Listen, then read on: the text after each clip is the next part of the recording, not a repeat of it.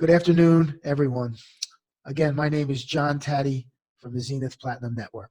Thank you for joining me today. I just want to do a short lesson today on rounding routines in your quantity takeoffs and your estimates.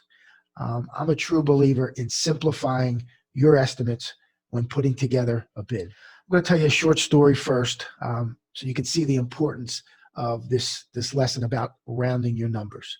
I was involved in a Turnpike Commission bid maybe about 5 or 6 years ago. It was about $10 million, and I was working with my assistant estimator in what I call the war room. We had an administrator in the other room, and she was actually putting the numbers in to the portal that would eventually get submitted in the bid, and it was actually time-stamped. So you had to get your bid in by a certain time. It was the 11th hour. We're definitely, we didn't have a lot of time left in the bid, and we were sending her the numbers, and she was actually putting them in the computer. She had taken a line item that was it was a small item for removal of a structure, and it was $1,514.50. Well, she went on to put that number in as $151,450 because she had missed the decimals.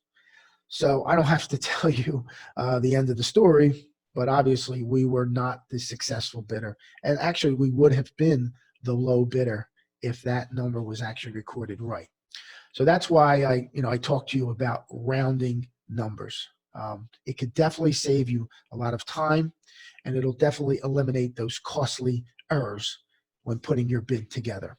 So one thing to keep in mind, depending on the size of the project, will determine the frequency and how much you typically round. On a $10,000 project or $50,000, you may not use these rounding routines as much. But on larger projects, 500,000, million, 10 million, rounding to the nearest dollar, to the nearest $10, even to the nearest $100 will definitely eliminate any confusion or the missing of numbers by eliminating, the pennies and the dollars. When it comes to your takeoff, I know in today's technology basically spits out your quantities. Okay, a good example is you may have drywall that has a quantity of like 69,670 square feet. My suggestion is round it up to $70,000 or 70,000 square feet. It will definitely make it a lot easier when you're transferring it from your quantity takeoff to your actual job cost. A lot of mistakes are made when you're transferring, from your software that does the quantity takeoff to the job cost. So take some time when you're doing that.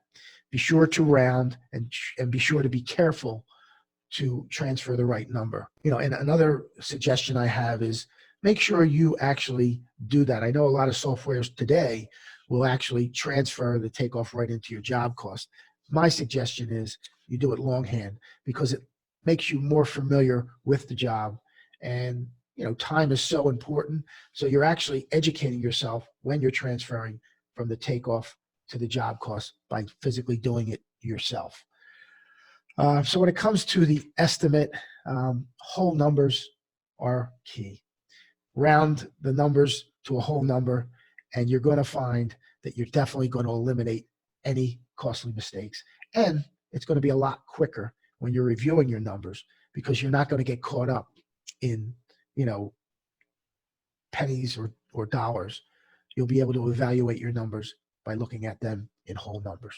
So just to summarize, how much you round will depend on the size of the project. On the smaller projects, maybe not so much, but definitely on those larger projects, you want to round to the nearest dollar, to the nearest tenths, or even to the nearest $100. I think this will be very helpful for you because it will definitely eliminate those costly mistakes and obviously get more projects out the door, which I think we're always trying to find ways to be more effective and have better time management so that we have enough time to put that bid out. So simplify your estimate. It's amazing. No one's going to say to you, oh, you're not detail oriented because you round to the nearest $100. I think it's just a smart thing to do. So, take my advice, and, once you get off this video, go ahead and try it on the estimate that you're working on. If you don't try something, then you're never going to get in the habit of doing it. And I think this is some good advice. It's simple, but it's some good advice that will definitely help you along the way. In upcoming lessons, you're going to see me take this to the next level, which will allow you to put more accurate estimates and put over 50% more bids out the door. So click on the link below and you'll receive some updates on when these events are coming up. Thanks, and have a great day.